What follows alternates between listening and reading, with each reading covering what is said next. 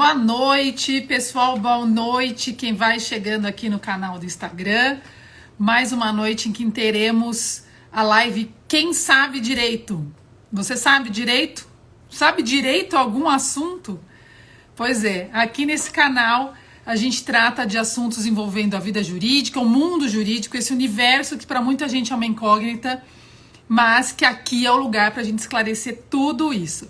E hoje eu tenho o imenso prazer de receber mais um convidado especial, uma pessoa porque eu tenho muito carinho e muito orgulho de ser amiga dele e dividir com ele alguns bancos aí da OAB no conselho. Então, enquanto todo mundo vai entrando, eu vou apresentar o nosso convidado e em seguida já coloco ele aqui.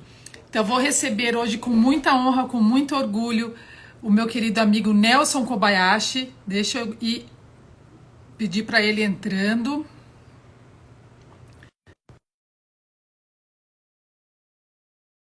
Kobayashi é advogado, pós-graduado em Direito Constitucional e Administrativo, conselheiro seccional da OAB comigo, que fico muito feliz de tê-lo ao meu lado. Vamos ver se eu consigo adicionar ele novamente aqui, que eu não estou conseguindo. Está um pouquinho travado aqui para colocar participantes hoje, hein? Enfim, além disso, ele é relator da 6ª Câmara Recursal, do Tribunal de Ética e Disciplina da OAB São Paulo. Lá ele entrou. Fala, Mari. Ô, Nelson, tudo bom, meu querido? Está me ouvindo bem aí? Agora sim. E você me ouve, me vê bem? Também, vendo e ouvindo. Estava aqui te apresentando o pessoal que vai nos acompanhar hoje, dando as boas-vindas a todos que estão nos ouvindo. E que prazerzão te ter aqui. Obrigada por ter aceitado o convite. Imagina, o prazer é meu, Mari. Boa noite para todo mundo que está acompanhando aí a nossa live. Espero que a gente tenha um papo bem legal aí, porque o assunto é muito, muito interessante. Pois é, e nada mais do que ter você aqui. Estava aqui lendo o seu extenso currículo, me falta até o ar. Mas vamos lá, então, vou repetir. Advogado, pós-graduado em Direito Constitucional e Administrativo, conselheiro seccional da OAB São Paulo, relator da 6ª Câmara Recursal do Tribunal de Ética e Disciplina da OAB, vice-presidente da área da Jovem Advocacia da Comissão de Direitos e Prerrogativas da OAB São Paulo, vice-presidente da Comissão de Empreendedorismo Legal da OAB São Paulo, coordenador do projeto Advocacia Empreendedora em parceria com a OAB e o SEBRAE e comentarista da Jovem Pan. Eu adoro.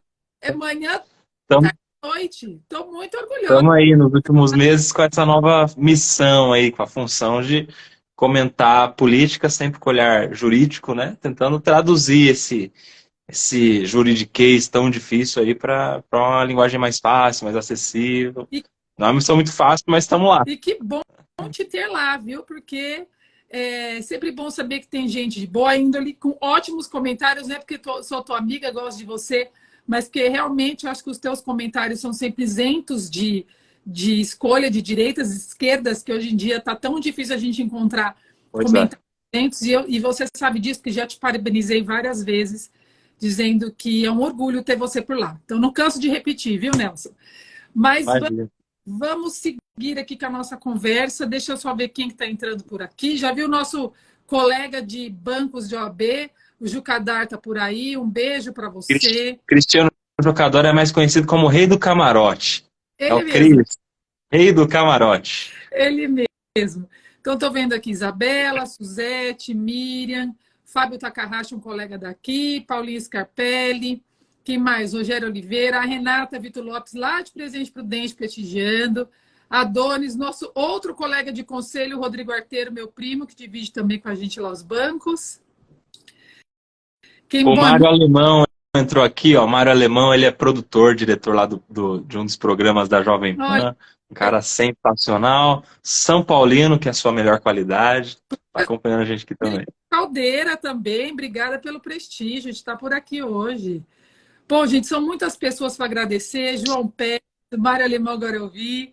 Gente, obrigada pelo prestígio de vocês. Fico muito feliz que vocês tenham dado uma passadinha, assistido um pouco a gente, ou se ficar até o final, ficarei mais feliz ainda.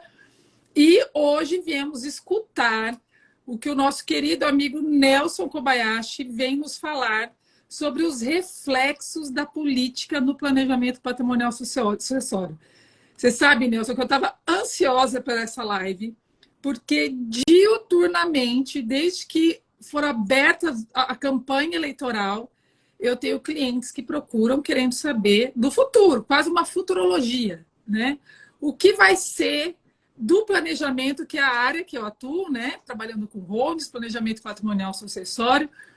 O que essa nossa política, agora a nova política, estamos mudando aí os bancos da política em Brasília, o que isso vai atingir o nosso futuro. E quando eu digo no futuro, lógico que aqui estamos trabalhando dentro da perspectiva do planejamento patrimonial sucessório, mas eu acho que vai um pouco mais além, né, Nelson? Eu acho que é o que vem, e digo os reflexos, e quando eu falo reflexos, os reflexos tem que se lembrar, né? Tem os positivos e os negativos, como para tudo, né? A gente tem nessa vida. O bônus e o ônus. E quero muito te ouvir, Nelson. Como que tá, você que está inserido nesse mundo do comentário político, né, do que tem acontecido realmente, você tem estudado muito a fundo isso. O que vem, o que espera, o que a gente, o que o brasileiro está esperando, ou que o próprio cidadão de bem, né, está esperando dessa nossa política, que isso vai refletir na vida das pessoas. A palavra é tua agora, meu amigo. Pois é. Bom, Mari, não posso deixar de te agradecer mais uma vez essa oportunidade de a gente estar junto aqui trocando ideia. Sabe da admiração que eu tenho por você. Sou uma pessoa que inspira, né? Uma pessoa que tem mão na massa. Já fez isso como presidente da OAB de Cotia, que foi quando a gente se conheceu, né? Estava ali na campanha. Nos conhecemos através do nosso amigo e do seu primo, né? Do Rodrigo Arteiro, que é uma pessoa que eu tenho uma grande admiração também. Foi ele quem abriu as portas da OAB para mim lá muitos anos atrás, quando ele, sem olhar nada, me deu a oportunidade de ajudar ele na ordem e me apresentou tanta gente legal como você. Então, falar sobre esse tema em que você é especialista, né, que é a minha referência de advogada em holding, em planejamento sucessório, planejamento patrimonial, holding familiar, holding patrimonial, enfim, você é a pessoa que eu tenho como referência. E falar sobre isso com você é uma honra ainda maior. E sobre o nosso tema, é natural, né, que com a mudança de governo, especialmente saindo uma gestão que tem uma ideologia diferente para uma nova, né, é natural que as mudanças aconteçam e não à toa a gente está ouvindo todos os dias a respeito das reformas, né, reformas de toda ordem. A gente já ouviu o ministro do Trabalho criticar a reforma trabalhista como ela estava, então ele sugere uma possível contra-reforma, então pode ser que a gente tenha mudanças na área trabalhista. A gente viu o ministro da Previdência Social ele criticar o que se chama de déficit da Previdência, falando que a Previdência não é deficitária, né? E com isso ele ensaia até uma nova reforma da Previdência, porque a que nós tivemos foi justamente com base nessa informação que ele não acredita. Então a gente tem aí possibilidades de reformas. E uma que está mais nítida e mais possível, inclusive para esse ano, é a reforma tributária, que não foi nem sugerida, não foi nem implícito o discurso sobre isso. Foi expresso mesmo pelo próprio ministro da Fazenda, o Fernando Haddad. Antes, vamos cumprimentar a nossa aniversariante do dia que está aqui. Então, parabéns já para a nossa secretária da OAB, a nossa secretária-geral, doutora Daniela Magalhães. Tem que cantar um parabéns para você, minha amiga. Um beijo enorme, muitas felicidades no seu dia. Obrigada por passar no dia do seu aniversário, passar nessa live para dar um oi. Gente, que honra! Que honra. Presente pra gente, né, Dani? Você tá aí ainda, um parabenzaço para você, já falei contigo e falo de novo que você é uma pessoa inspiradora, uma pessoa proativa, uma pessoa generosa, prática, né, sem muita formalidade, o negócio é resultado. Então, deixo aqui registrado agora publicamente esse parabéns para nossa amiga Dani Magalhães, diretora secretária-geral da Ordem. Que prazer. Silvana da Comissão de Prerrogativas também está aqui agora. Mas vamos lá, continuando. A reforma que está mais possível, mais próxima, mais se materializando é a reforma tributária, né? O Fernando Haddad ele teve em Davos, naquele importante fórum mundial, em que ele anunciou lá reforma tributária fatiada. Primeiro, em relação aos impostos do consumo, no primeiro semestre, a pretensão dele, parece que isso já não vai acontecer, vai ter um pouco mais de dificuldade. E, em um segundo momento, uma reforma que impacte os tributos sobre a renda. Então, a gente tem aí uma mudança geral, né? Mudança que vai impactar a vida de todos os brasileiros. A gente não sabe ainda quais são as diretrizes que vão balizar essas reformas, né? A gente só sabe que vai ter, mas como vai ser, a gente só tem o que a ideologia do partido que está no governo diz, né? Que é mais tributação para que o Estado tenha condições de gerir mais políticas públicas, né? Tanto que a gente teve a PEC de transição que autorizou o furo do teto de gastos, então o Estado vai gastar mais. Isso indica, não é nenhum exercício de futurologia, não é nenhuma provisão, não é mãe de Ná aqui, mas todos os indícios são de que nós teremos mais tributação, mais arrecadação. E provavelmente mais arrecadação na renda e menos no consumo, né? Tem até uma briga dos governadores. Aí nos últimos dias nós tivemos reuniões dos governadores e especialmente dos principais governadores criticando essa ideia de reforma primeiro sobre o consumo, porque impacta diretamente os impostos estaduais, né, especialmente o ICMS, então tiraria poder dos estados, e se nós tivermos um aumento da tributação na renda, vai aumentar a arrecadação da União, então agora a gente tem briga de todo lado. Esse é o resumo.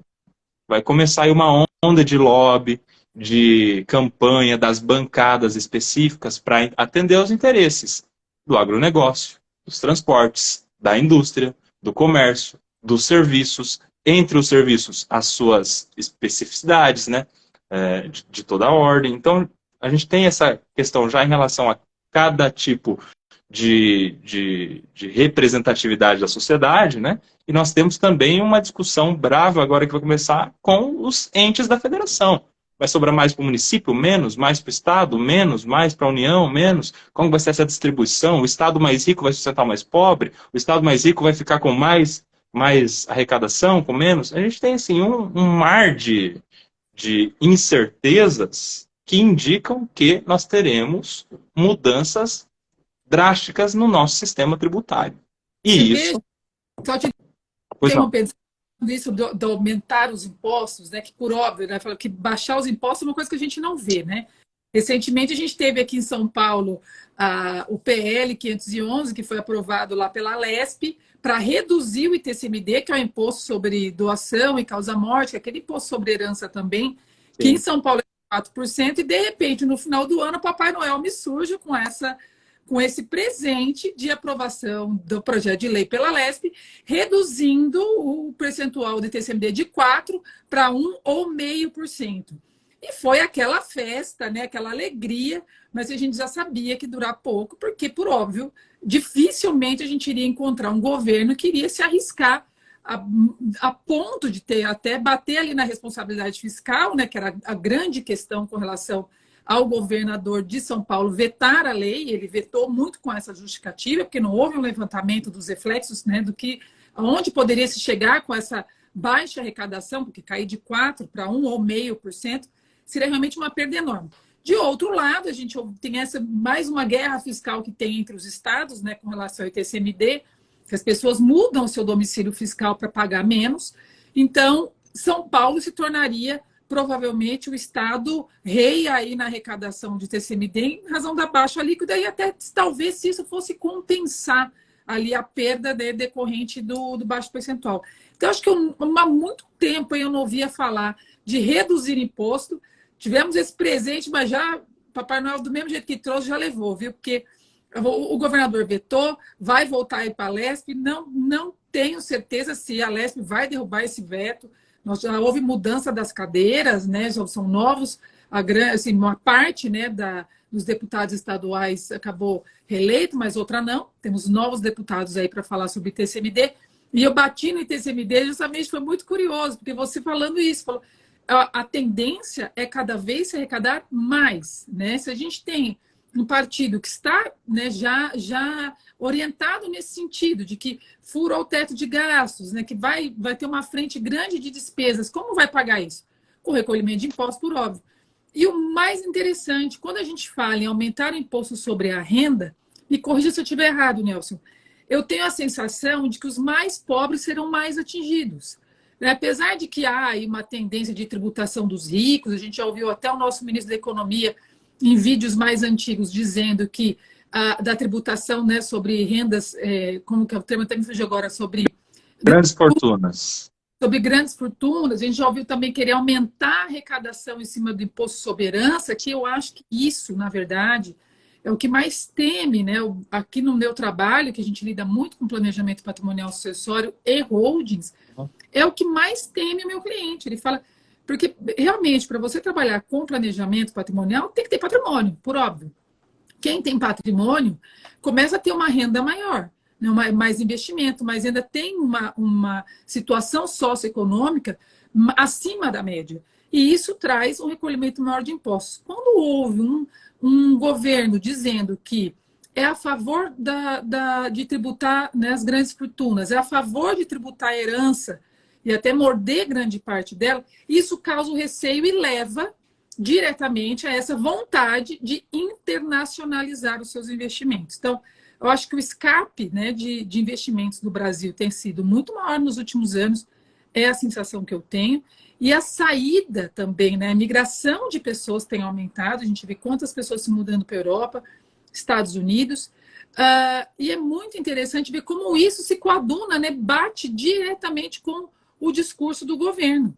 Então, me conta um pouquinho, Nelson, você ali assistindo dos bancos, né, de Brasília, saindo todas essas ideias, isso não assusta um pouco? Assusta muito, né? Assusta muito. Por exemplo, a gente viu essa semana, a notícia da semana passada, pelo menos, foi a crítica do presidente Lula, dos ministros, das pessoas do governo, a, primeiro, a autonomia do Banco Central e, segundo, a taxa de juros que foi fixada pelo Banco Central de maneira autônoma, né? Juros realmente altos, aí na faixa dos 13%, 13,7%, salvo engano, né? Um juros altíssimo, mas a gente precisa se lembrar que isso é uma reação do Banco Central, na verdade. Porque o Banco Central, ele aplica a taxa de juros de acordo com a pressão inflacionária. O que é a pressão inflacionária? É a perda do valor da nossa moeda. Como que tem perda do valor da nossa moeda? Primeira coisa é fuga de capital. Cada vez as pessoas procuram mais o dólar, né? Porque tem uma estabilidade lá fora, diante das incertezas que a gente tem a respeito da política econômica que vamos ter aqui nos próximos anos, as pessoas, como você falou, dolarizam o seu patrimônio, né? Levam para fora. Isso faz com que a moeda lá, como mais procurada, né? Aquela lei básica, né? De oferta e procura e tal. Como é mais procurada, a moeda estrangeira tem mais valor, e como as pessoas estão se desfazendo do real, tem menos procura, tá perdendo valor. Por isso que veio a taxa alta. Mas você falou de um caso, de um fato interessante, que foi esse projeto de lei aprovado aqui em São Paulo e vetado pelo governador Tarcísio a respeito do ITCMD, né? E casa muito com aquela ideia que a gente vinha falando no início, que é o quê? Por que o governador pode ter vetado isso? Justamente diante da insegurança que os próprios governadores têm a respeito da arrecadação dos estados. Porque o ITCMD vai para o estado, assim como o ICMS. A gente teve no ano passado, por exemplo, a lei complementar lá que limitou, né, o ICMS em relação ao preço dos combustíveis, né? Na semana passada nós tivemos já uma reunião dos governadores com o governo federal para saber como vai haver essa compensação, se o governo vai pagar, se vai bater de dívida. Então, você vê que os estados, eles estão também numa situação difícil, que é, eles já têm o orçamento pronto, quanto que eles vão precisar gastar nesse ano. E diante agora de uma incerteza sobre o que vão arrecadar, uma saída do governador Tarcísio, por exemplo, foi garantir o que já tem, que são os 4% lá de TCMD. Porque ele não sabe sequer se vai poder contar com o ICMS, se tiver uma reforma tributária, né? Então você vê que como a insegurança, ela afeta o empresário, afeta o cidadão e o próprio governo, os governos estaduais, no caso, né? E aí você falou de um outro assunto que eu acho que talvez seja o primordial aqui. Como a gente sabe, esse governo que está aí, o Partido dos Trabalhadores, e uma leva mais progressista, tem como discurso em campanhas eleitorais taxar grandes fortunas e aumentar a alíquota de imposto sobre a herança. Então, eu acredito que nessa reforma tributária, isso será quase que certo. Porque se não vier na proposta original, os parlamentares progressistas vão propor isso porque faz parte de todos os discursos políticos da ala progressista no nosso Congresso e no nosso cenário político. Grandes fortunas e herança. E aí a gente entra no nosso tema, né? Porque se a gente vai ter um imposto alto sobre herança, que não tenha, então, um patrimônio para servir de herança. Aí a importância do planejamento patrimonial, por exemplo, que é uma saída, né? Esse projeto que havia sido aprovado aqui já diferenciava, né? O imposto da herança e o imposto da doação, justamente incentivando o planejamento. E aí eu acho que você pode até falar muito melhor do que eu, como um planejamento pode tirar talvez uma conquista de uma vida inteira de uma herança e colocar já em uma holding, em uma empresa que já vai estar ali com a sua destinação celebrada na constituição dessa holding, né, Mário? E você imagina que hoje em dia, com esse tipo de tributação que a gente tem, que vamos falar assim, para o discurso político, né, considerado baixo, né, porque você está dizendo que vai aumentar porque ele está baixo, né? Se já está alto, ninguém abaixa, mas se ele está baixo, vai aumentar. Se hoje, nessa situação, a gente já tem aí uma mordida de 40% sobre o patrimônio quando a gente está falando de inventário, né? Os inventários judiciais hoje mordem até 40% do patrimônio de uma pessoa. Então, você trabalha uma vida inteira, conquista o patrimônio ao custo de muito suor e muito trabalho, e quando você vem a falecer, seus herdeiros vão receber aquilo, perdem 40% do patrimônio em inventário, isso se junta à necessidade do planejamento. Então, se hoje, com um TCMD em São Paulo a 4%, com essa possibilidade de aumento, e sabe, Nelson, que tem até projetos que aumentam até 20% esse TCMD.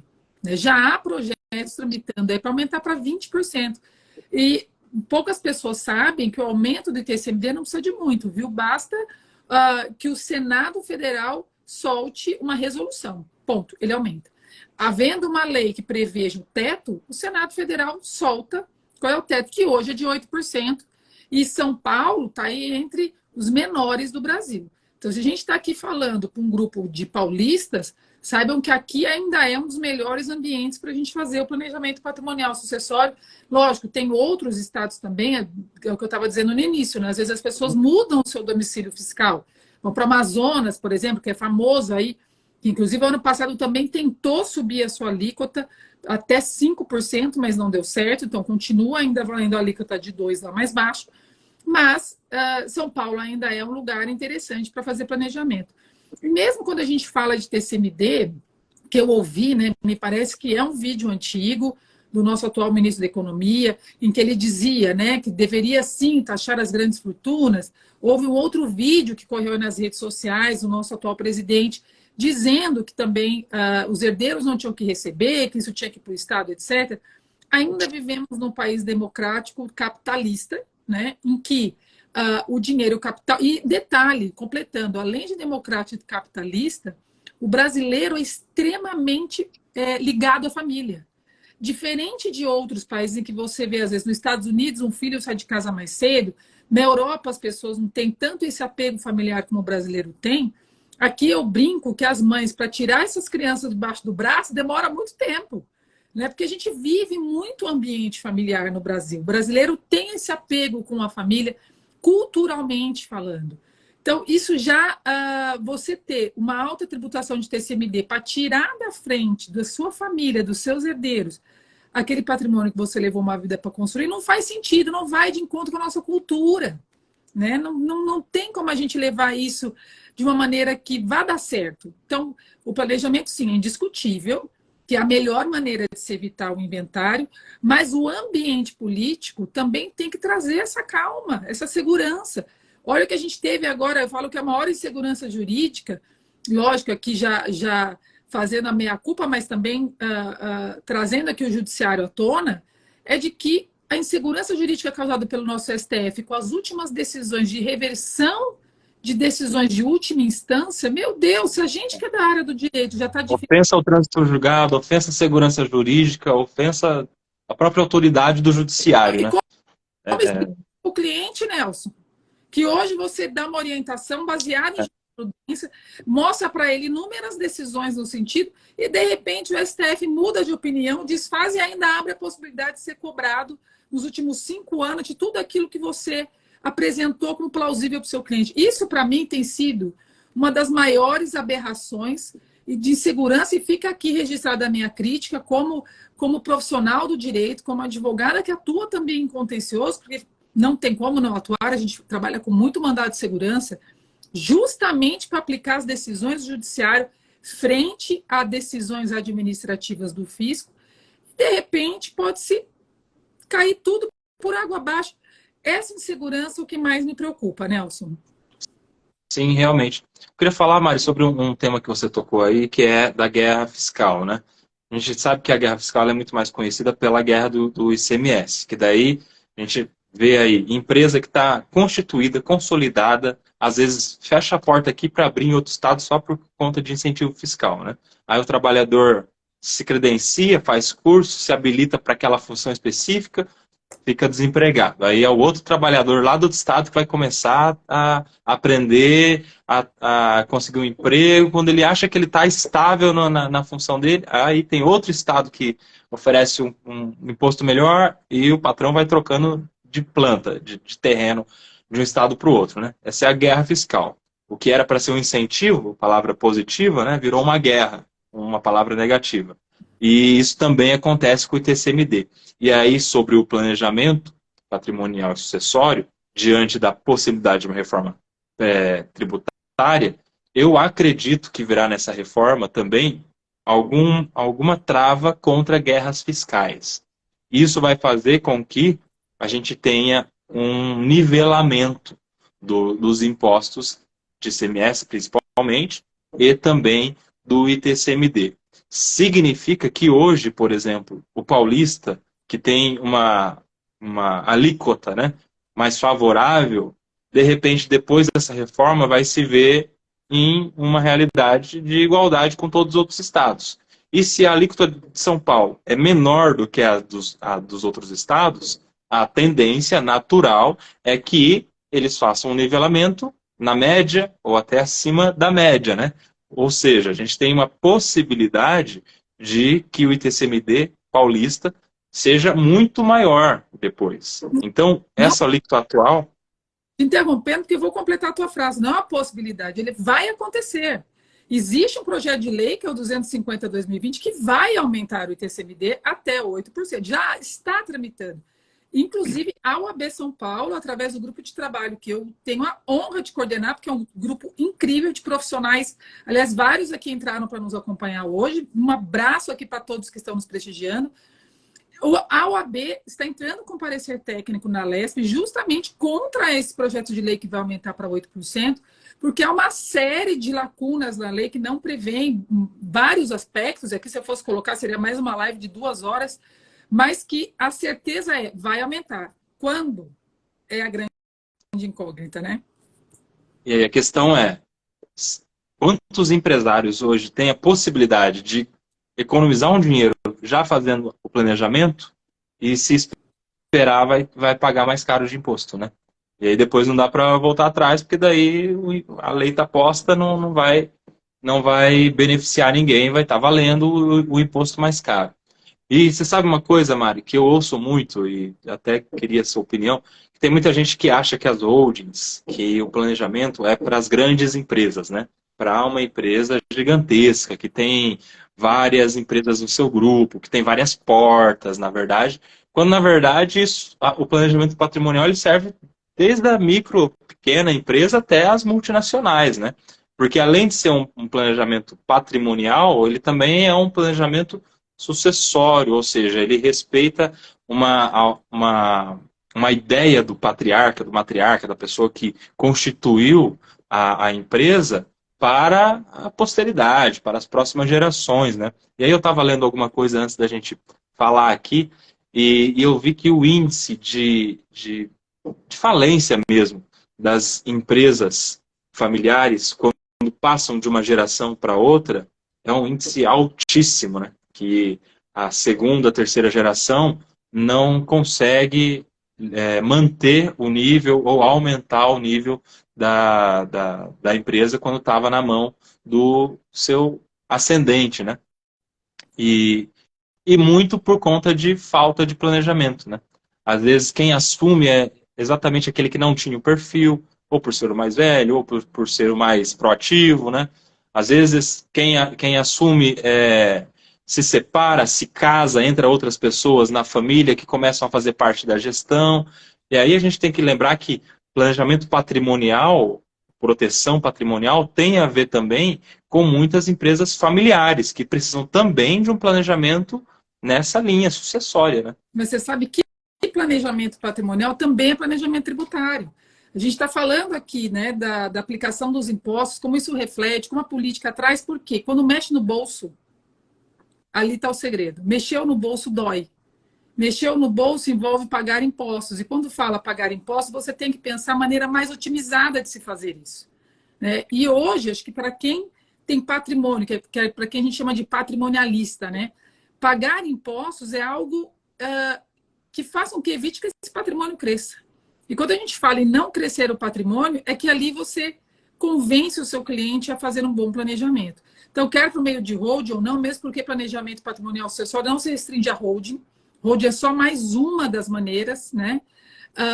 E existem outras maneiras de você criar um bom planejamento sucessório por outros instrumentos. A gente tem aí testamento, tem as DAVs, né? As diretivas antecipatórias em vida, tem procuração em causa própria, tem os seguros de vida. Então, enfim, uma série de maneiras, assim, VGBL, PGBL. E uma não anula a outra, né, Mário? Pelo Por contrário. isso por isso que é preciso alguém muito especialista, na verdade, para saber conjugar essas várias formas de planejamento, né? Porque, por exemplo, eu não atuo muito nessa área, sei de conversar com você e de outros colegas que atuam também, e no imaginário comum, o planejamento está muito atrelado à holding, só holding, né? E quando, na verdade, um especialista, às vezes, sabe até se a holding é ou não é indicada, porque às vezes não é indicada, né? Às vezes o indicado é você fazer esses outros meios aí que você está falando. Né? Mas você sabe que esse número que você está comentando, eu não tenho eles agora aqui, mas é uma pesquisa que o Sebrae fez, e eu já vi essa pesquisa, é muito interessante, que acho que a partir da segunda ou terceira geração, a quantidade de empresas familiares reduz drasticamente, não chega na terceira geração, né? Então, e quando chega, há graves problemas de governança que têm que ser resolvidos, né? E a gente encontra muito isso em empresas familiares. Governança, inclusive, vou deixar registrado aqui, João Teixeira, que é o meu mestre na governança, que é um amigo querido que já veio aqui, não quem sabe direito, fez uma live incrível sobre isso, falando dessa importância. As pessoas, às vezes, se restringem àquela empresa familiar, pai, mãe, filhos, não acha que tudo vai ser resolvido em família, né? E essa não é a verdade, né? A verdade é que, às vezes, o ambiente familiar não traz esse alívio. Então, a governança é importante sim para qualquer tamanho de empresa, Nelson. E mais, quando a gente fala do planejamento patrimonial sucessório, quando envolve empresas familiares, aí é que é mais importante ainda. Então, eu brinco às vezes nas minhas palestras, que eu falo, sabe aquela família que o pai tem uma atividade, a mãe tem outra, os dois filhos têm outra, aí começa a vir cônjuge, começa a vir neto, começa aquela família que era só de pai e mãe, já virou de mais 2 filhos, mais 2 noras, mais 5 netos, e começa a vir pessoas com ideais, ideologias e ideais diferentes, que acabam trazendo essas culturas para dentro da empresa e não entram em harmonia. E aí entra a governança. Mas mais do que isso, né? A gente usa o termo holding, mas na verdade ele é muito utilizado para controlar outras empresas. Uma empresa imobiliária, uma empresa operacional. Né? Então não é só, quando a gente fala da holding, ela não é só para quem é rico, só os milionários, etc. Não. A gente pode fazer um bom planejamento que não seja por holding, que não tenha esse aspecto do controle de outras empresas para poder cuidar, perpetuar negócios, mas a gente pode fazer um bom planejamento, sim, através desses instrumentos que eu te disse. E eu costumo brincar aqui que, bom, marido de advogada, coitado, ou quando não é advogado, realmente tem que confiar muito na esposa. E eu estou casada já há mais de 20 anos, então brinco, quando eu fiz o meu planejamento sucessório com meu marido, criamos a nossa patrimonial com os nossos filhos, eu levei ele até o cartório e falei, é o seguinte, o testamento está aqui, assina. Ele olhou para tabeliã, olhou para mim e falou, devo ler? Ele brincou, devo ler ou só assino sem ler? Eu falei, não, pode ler, você não vai mudar mais nenhuma cláusula, porque tudo que eu coloquei está bem feitinho. Então já começa, brincadeiras à parte, o casal fazer um testamento um para o outro, né? Já começa a reduzir aí, no testamento, talvez, já é um planejamento tributário também. Porque uma vez em que você começa a bolar essas divisões, né, entre a ameação ou a mesma herança, você já começa a criar proteção patrimonial e redução de custo tributário. Coloque-se numa empresa, vai fazer doações de cotas, que hoje é mais barato do que você fazer a doação de um imóvel, você cria mais segurança para a família.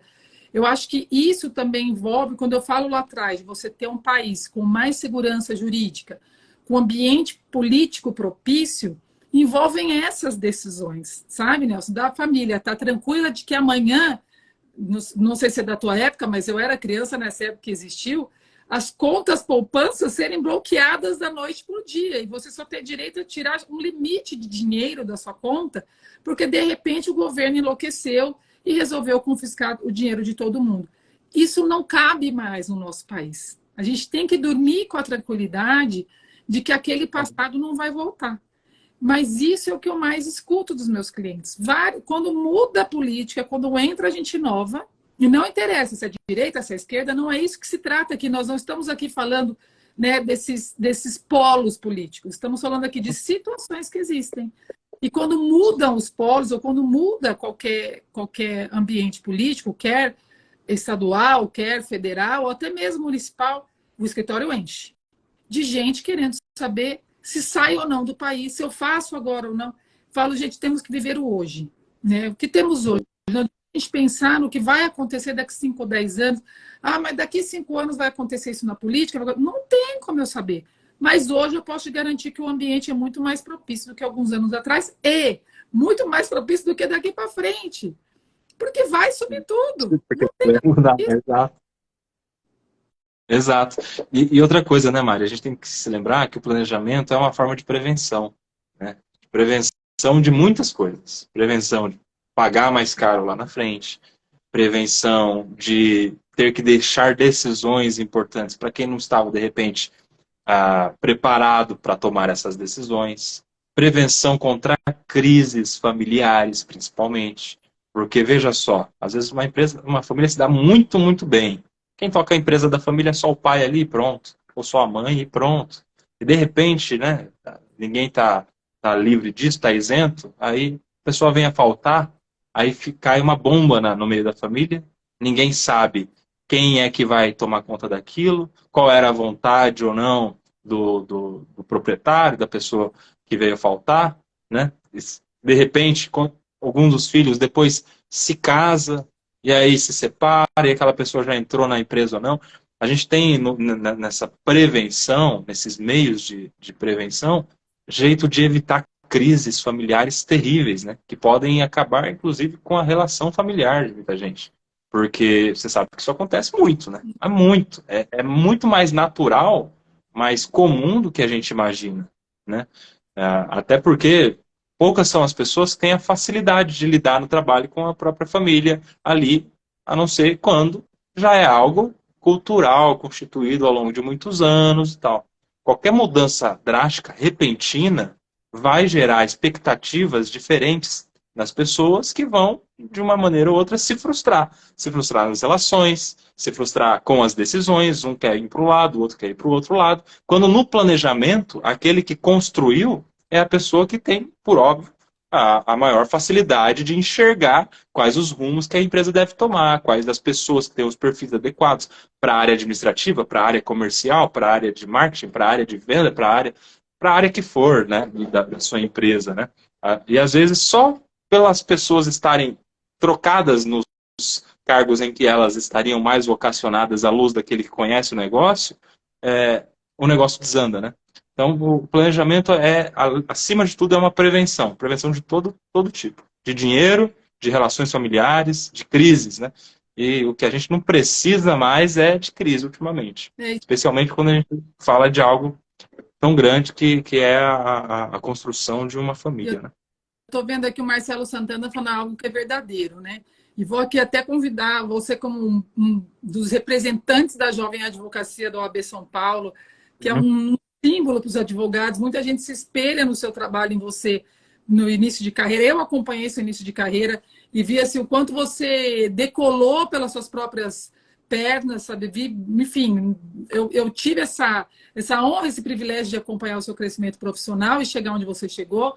mas sempre com muito estudo, muita perseverança, sempre buscando dentro daquela área que você trabalha ser o melhor possível e atender com maestria os seus clientes. E estou vendo aqui o Marcelo Santana fazer um comentário que é muito interessante. Muito aventureiro vendendo hold em planejamento patrimonial sucessório, porque hoje as redes sociais se tornam um ambiente, como é que eu vou falar? Frouxo, né? Um ambiente frouxo. Ninguém controla, ninguém sabe verificar a veracidade. Isso eu estou dizendo não só na minha área, vejo outras, e faço o convite, através de você, Nelson, para que leve isso para a jovem advocacia. Esta área do planejamento patrimonial sucessório é extremamente rentável para quem trabalha sério, né? Para quem trabalha estudando, se dedicando a fazer os cursos, né, com bastante seriedade, como qualquer outra área do direito.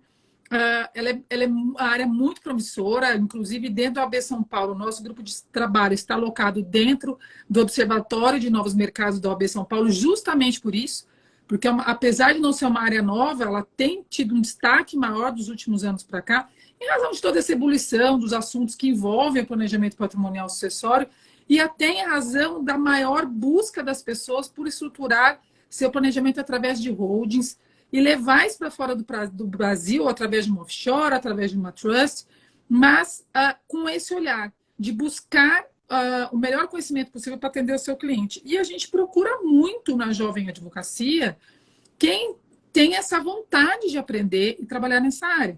Porque às vezes até é diferente de outras áreas muito específicas, aqui envolve uma série de matérias do direito, né? Como você mesmo estava falando, então envolve não só o tributário, o sucessório, direito de família, societário, contratos, a contabilidade, governança, né? São conhecimentos que a gente tem que ter em todas essas áreas, lógico que voltadas para o planejamento, mas que às vezes um jovem advogado se sente receoso de partir para esse caminho por demandar tanto conhecimento. Lógico que eu falo que assim, a estrada, o chão da estrada é ótimo para a gente aprender, né? Mas o estudo é primordial. Jovem Advocacia, vocês estão convidadíssimos a fazerem parte do grupo de trabalho nessa busca de termos mais jovens advogados para trilhar esse caminho e abrir esse mercado para todo mundo. Sim, é muito legal você falar disso, Mário, porque uma das frentes de trabalho na Jovem Advocacia, em todo lugar, né? A Jéssica está aqui de Cotia, que é líder da Jovem Advocacia aí, que você me apresentou também. Mas uma das frentes na Jovem Advocacia, em todos os lugares, em todas as comissões, sejam em subseções ou na própria seccional, é a apresentação dos novos mercados de trabalho e dos mercados de trabalho que estão dando certo, né? Especialmente nessa fase tão propícia que é, por exemplo, o planejamento patrimonial e sucessório. E o que a gente vem falando, o Guilherme fala muito isso, nosso Gui Cirilo, que é presidente da Jovem aqui estadual, nosso colega de conselho, ele fala que você não precisa saber de tudo e você também não precisa fechar as portas, tirar da sua mesa uma oportunidade. E com muita responsabilidade, o que você pode fazer, se às vezes você tem um cliente que é um cliente de uma holding, por exemplo, ou de um planejamento, que seja, você pode aproximar esse cliente de um especialista, como por exemplo você. Aqui a gente tem advogados acompanhando aqui a nossa live que talvez não saiba nada sobre como fazer um planejamento, mas tem um cliente interessante para isso. E aí é uma hora de estabelecer o quê? As parcerias, o network e aproximar cliente de especialista.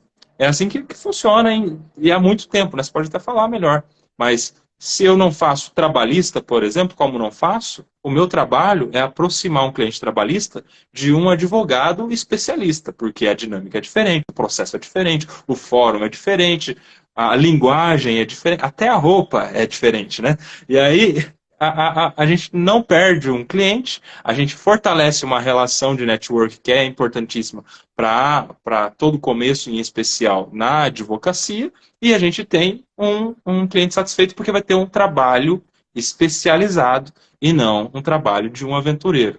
Eu não posso, no começo de carreira, meter a cara, falar que eu resolvo todo tipo de problema, que eu sei fazer de tudo um pouco, porque eu estou lidando com o patrimônio das pessoas e que, na maior parte das vezes, é a própria vida das pessoas que estão ali depositadas, né? Então, se tiver jovem aqui assistindo a live, se aproxime de quem sabe, se aproxime dos especialistas. Você tem condições de formar parcerias e de aprender nessas parcerias até. Se tornar um parceiro importante e ao longo do tempo, na caminhada, pegando experiência, vendo como funciona. Você vai estagiando, entre aspas, nas funções e é assim que você vai construir a sua carreira, né? Todo começo não é fácil, né? Você tem que passar por essas fases também.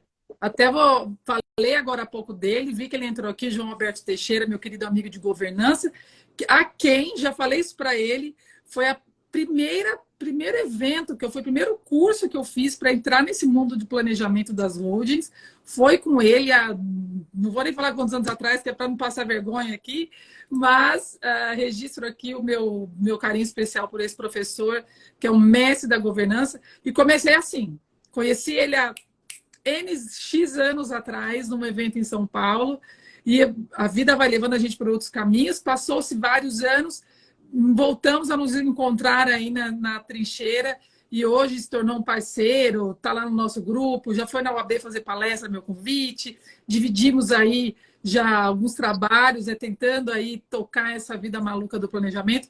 Mas o que você disse é importante, porque hoje, para essa atividade do planejamento, você tem que ter um contador ao seu lado, né? Alguém especialista em governança, como o João Alberto Teixeira, que passou há pouco aqui. Tá aqui. Então, tá aí. Aí, um beijo, João. Obrigada pelo seu prestígio. Então, esses agentes, né, multiplicadores e que tanto colaboram, por exemplo, você tem que ter alguém fora do país para fazer essa internacionalização. Né? Como você chega? Como você pode oferecer a internacionalização para um cliente seu que está querendo sair do país, e hoje em dia cada vez mais é o mercado que está crescendo, sem ter alguém lá fora que possa fazer os trâmites, né, fora do país, no exterior. Né? Então, ter alguém na Europa, ter alguém nos Estados Unidos, alguém que possa te colaborar, porque, sinceramente, a gente está aqui no Brasil, a nossa vida é aqui. Os parceiros é que trazem essas possibilidades, né? E você é um parceiro meu aqui do escritório, que é a nossa frente da sustentação oral no tribunal, que inclusive já recebeu elogios de desembargador, que eu já te contei isso, né? Oh, legal. Verdade, foi muito bacana. Mas, Nelson, traz aqui para a gente um pouquinho, a gente ainda tem aí quase um pouquinho mais de 10 minutos de live. Eu queria ouvir de você como que está esse agito de começo de governo. Acho que vamos falar assim, as energias, né, estão muito infladas, as pessoas estão muito ainda polarizadas, mas você que está mais nessa frente de batalha, vamos falar assim, encarando, né, o comentarista político, trazendo essas novidades para nós. O que você tem sentido? A gente está entrando numa fase de calmaria, você acha que a gente ainda está no ápice do agito? O que esperar disso tudo que está rondando ali em Brasília? Porque a gente aqui de São Paulo, às vezes eu me sinto um pouco afastada, selecionando o que ver e o que assistir, e o que ler principalmente, porque eu acho que aquilo que eu falei no começo, né? Rede social hoje está difícil, a gente tem que selecionar muito bem, até a mídia está muito complicada, a gente vê muitas mídias aí levando, né, para o lado que lhe é interessante o que escreve, o pensamento, etc.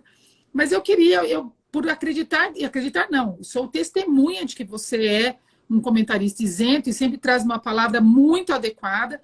O que a gente deve esperar e como que está esse agito da política desse começo de mandato?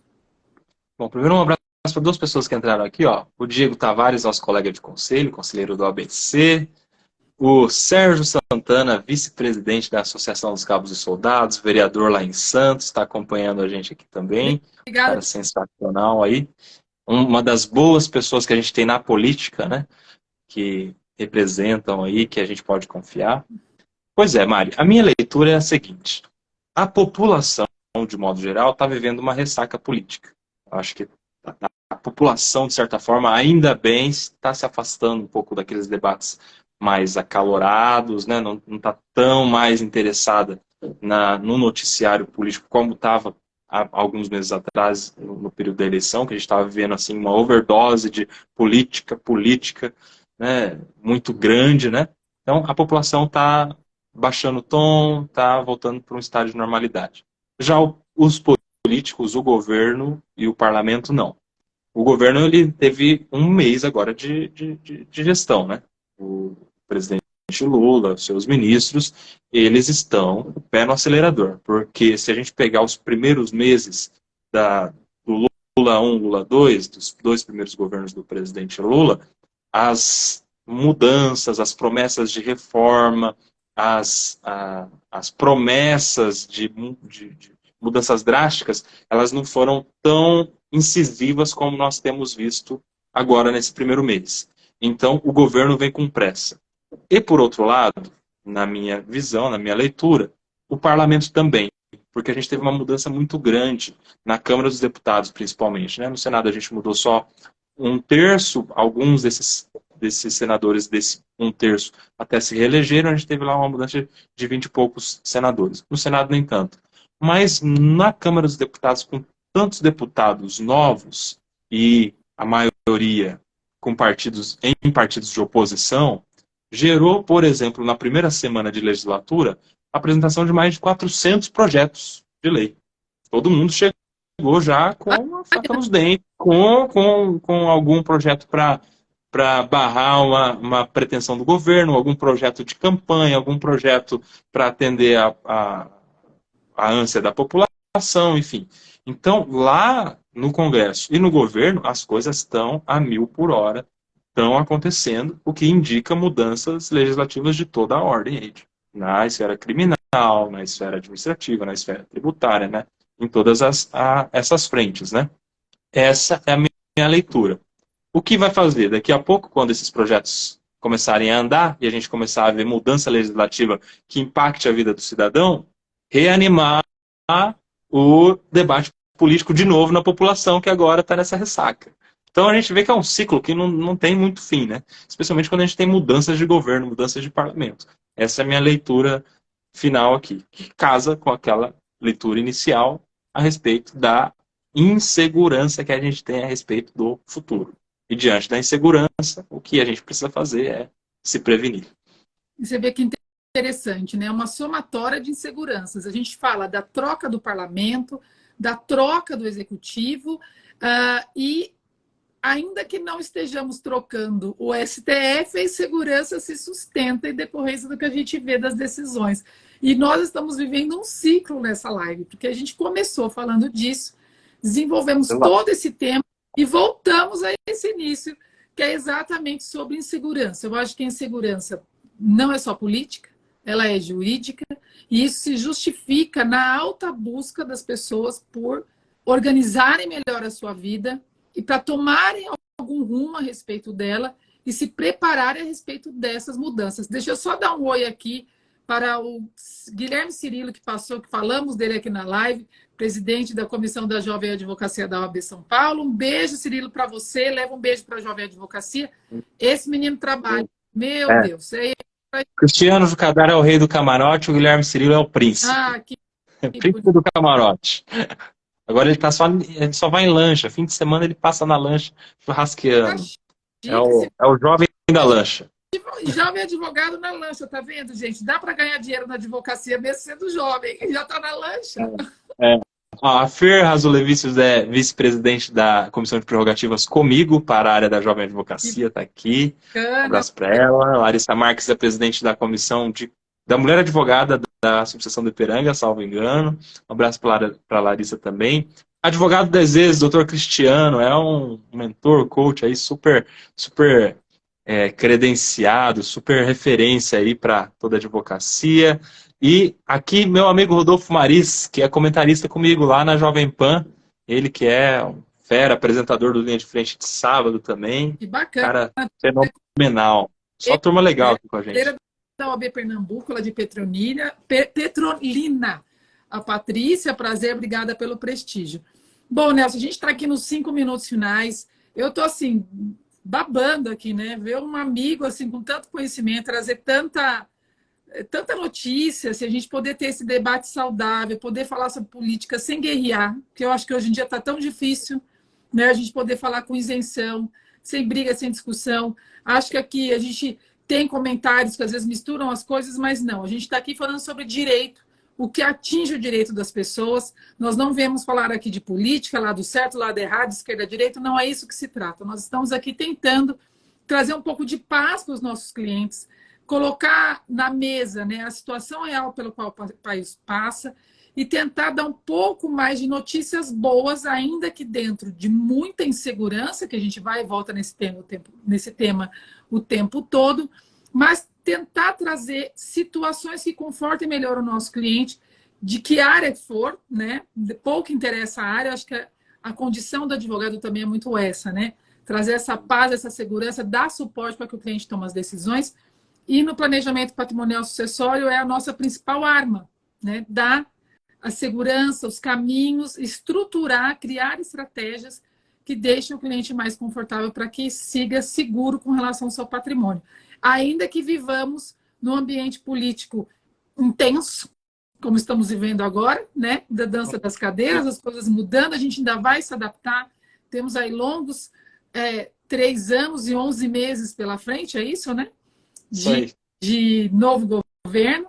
Bom, aguardemos, tomara que, né, tenham aí o discernimento suficiente para colocar o país em ordem. A gente torce, né? Torcemos para que venham boas notícias, que as coisas se acalmem, que a gente tenha uma boa política, que a gente tenha uma boa economia, independente das opiniões particulares de cada um. A gente torce mesmo pelo Brasil para que dê certo. Essa é a nossa torcida.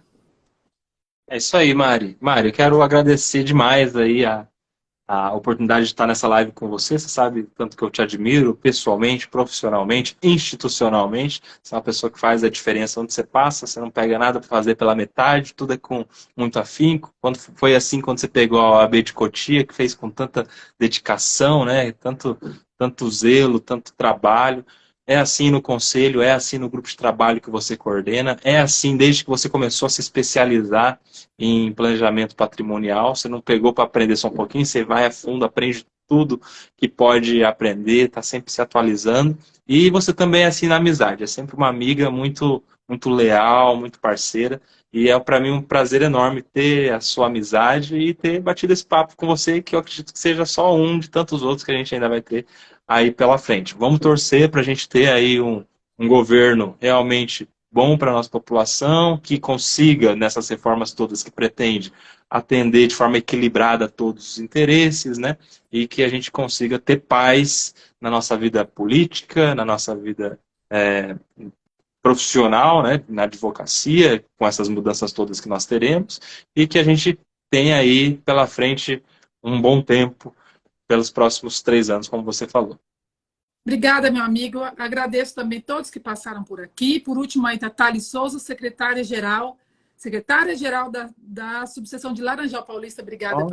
Obrigada aos demais que passaram por esse tempinho. É rápido, parece que 1 hora é muito. Não é. A gente só passa rapidamente pelos assuntos, mas gostaria muito de tê-lo aqui novamente, numa próxima oportunidade. Gente, um grande beijo para vocês. Obrigada pela audiência. Quem sabe direito volta novamente. Acho que logo depois do carnaval a gente tem mais uma live, sempre com matérias e gente enriquecedora da área do direito para trazer as novidades para vocês. Um grande beijo a todos e até a próxima. Tchau. Até mais. Tchau.